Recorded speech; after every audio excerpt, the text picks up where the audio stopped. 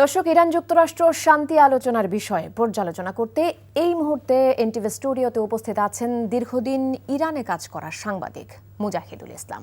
কথা বলবো তার সাথে। জনাব মুজাহিদ, কেমন আছেন? আলহামদুলিল্লাহ, ভালো আছি। আপনাকে অসংখ্য ধন্যবাদ জানাচ্ছি এনটিভি স্টুডিওতে আসবার জন্য। আপনাকেও ধন্যবাদ। আমরা সারাদিনই এই আলোচনার মধ্যেই মোটামুটি পুরো বিশ্ব ছিল। অনেক নাটকীয়তার পর অবশেষে প্রায় সন্ধ্যা 7টার দিকে আলোচনা শুরু হলো। তো পাকিস্তানের প্রধানমন্ত্রীর সঙ্গে এই দুই দেশের প্রতিনিধি দল আলাদা করে কথা বলেছেন, অনেকগুলো শর্ত দিয়েছেন। কোন বিষয়টা আসলে কেন্দ্রবিন্দুতে থাকবে বলে আপনি মনে করছেন? আসলে আপনি যেটা বললেন ওটাই ঠিক। পাকিস্তানের রাজধানী ইসলামাবাদে দুই দেশের প্রতিনিধি দলই আজ পৌঁছেছেন।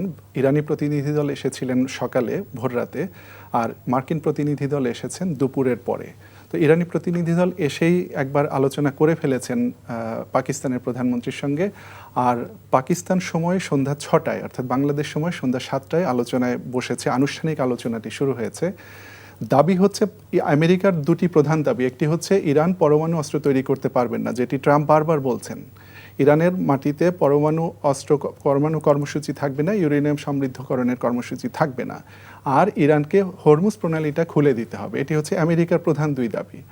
আর যে 10 দফা দাবির ভিত্তিতে এই যুদ্ধটি আপাতত বন্ধ হয়েছে, সেই 10টি দাবি কিন্তু ইরানের দাবি, যেটা ট্রাম্প মেনে নিয়েছেন যে আমরা এই 10 দাবির ফ্রেমওয়ার্কের ভিত্তিতে আলোচনা করব। সেটির প্রধান হচ্ছে যে আর কখনো ইরানের উপরে হামলা করবে না, এই প্রতিশ্রুতি দিতে হবে। 2 নম্বর হচ্ছে এই হামলায় যে এই যুদ্ধে ইরানের যে ক্ষতি হয়েছে সেই ক্ষতিপূরণ দিতে হবে। 3 নম্বর হচ্ছে যে হরমুজ প্রণালী ইরানের নিয়ন্ত্রণে থাকবে। আর 4 নম্বর যেটা, সেটি হচ্ছে যে ইরানের মাটিতে ইউরেনিয়াম সমৃদ্ধকরণের অধিকার দিতে হবে।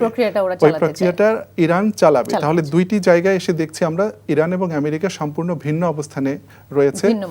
এখন এই অবস্থায় আলোচনা কতদূর যায়, কিভাবে যায় সেটি দেখতে হবে। কিন্তু মূল বিষয়, যেখানে মূল সাংঘর্ষিক অবস্থা, সেটি হচ্ছে পরমাণু কর্মসূচি এবং হরমুজ প্রণালী খুলে দেওয়া। কিন্তু আসলে কূটনৈতিক আলোচনায় যদি এত অনড় থাকে দুই দেশ, তাহলে কি আলোচনা ফলপ্রসূ হবে? কোন বিষয়গুলোকে আসলে দুই দেশ ছাড় দিতে পারে বলে মনে হয়? এখানে বিষয় হচ্ছে যে ইরান এবং আমেরিকার আলোচনার সময় কম। আমাদের 47 বছরের এদের সংঘাতের ইতিহাস, 47 বছরের সংঘাত সংঘর্ষ, এটি একদিন, 2 দিন বা 2 সপ্তাহ আলোচনার মাধ্যমে এত সহজে সমাধান হবে না।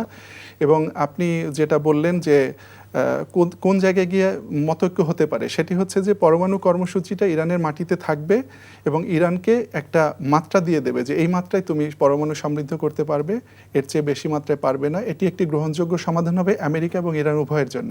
আর হরমুজ প্রণালীর উপর থেকে ইরান নিয়ন্ত্রণ ছাড়বে না। কিন্তু ইরানের কাছ থেকে আমেরিকা যদি এতটুকু প্রতিশ্রুতি আদায় করতে পারে যে তোমার নিয়ন্ত্রণে থাকুক, সমস্যা নেই, কিন্তু এটা তুমি আর কখনো বন্ধ করে দেবে না, তাহলে কোনো পক্ষই আসলে কোনো বিষয় ছাড় দেবেন না বলে মনে হচ্ছে। আমেরিকা এখানে যুদ্ধে অনেকটা নাজুক অবস্থার মধ্যে পড়ে ইরানের সঙ্গে আলোচনা করতে এসেছে, ফলে সম্মত হয়েছে। অর্থাৎ ইরান এখানে আপার হ্যান্ডে আছে এই আলোচনায়। ফলে ইরানের পক্ষ থেকে ছাড় কম দেয়া হবে এবং এই আলোচনায় যদি ফলাফল অর্জন করতে হয়, তাহলে আমেরিকাকে অতিরিক্ত ছাড় দিয়ে, অর্থাৎ আমেরিকাকে তুলনামূলক বেশি ছাড় দিয়ে এই আলোচনায় একটা সমঝোতায় আসতে হবে। আমেরিকা তো আসলে একটি প্রভাবশালী দেশ। ট্রাম্প এই বিষয়ে অনেক প্রভাব বিস্তার করার চেষ্টা করেছেন। তাহলে আসলে এই বৈঠক কি সফল হবে?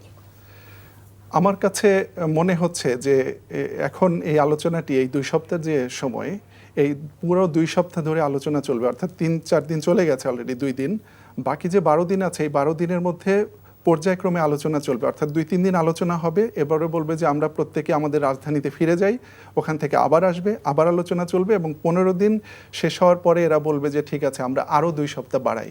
মানে এইভাবে করতে করতে একটা পর্যায়ে নিয়ে যাওয়ার চেষ্টা করবে।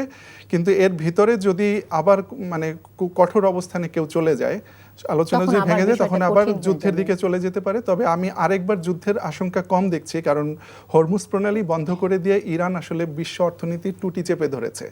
এই অবস্থায় আরেকবার ইরানের সঙ্গে যুদ্ধে যাওয়ার অবস্থায় এখন আমেরিকা নেই। ছোট্ট করে একটু জানতে চাই যে এখানে তাহলে পাকিস্তানের প্রধানমন্ত্রী শাহবাজ শরীফের ভূমিকা থাকবে কিনা?